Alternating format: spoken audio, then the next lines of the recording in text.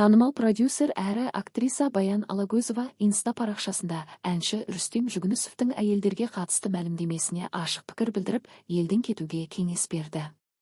Еске салайық, жуырда Ақтөбедегі Нұр Ғасыр мешітінде Эммануэла Наурызбаева есімді қызға белгісіз ер адам бір реттік никах ұсынып, мазасын алғаны жөнінде бейнежазба тараған еді.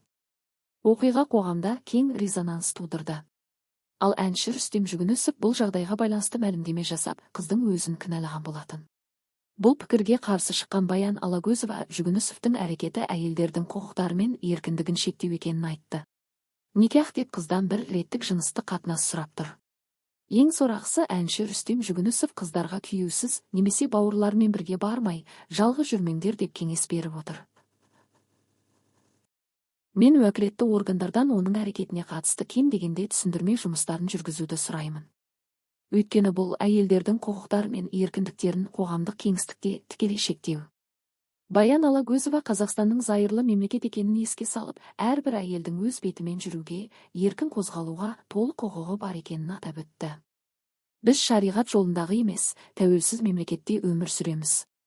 Қыз болсын, әйел болсын, өзі кез келген жерге баруға, жүруге құқылы. Айтқан сөзіңізге жауап бересіз бе?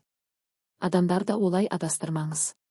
Сізге ұнамаса, Ауғанстан, Иран, араб елдеріне көшіп кетіңіз, деді продюсер. Ол сондай-ақ қоғам назарын Эммануэла Наурызбаеваның құқығы мен қауіпсіздігіне аударуға шақырды. Мешіт ішінде тұрып, қызға бір реттік жыныстық қатынас ұсыну бұл ар мен ұяттан жұрдай болудың белгісі.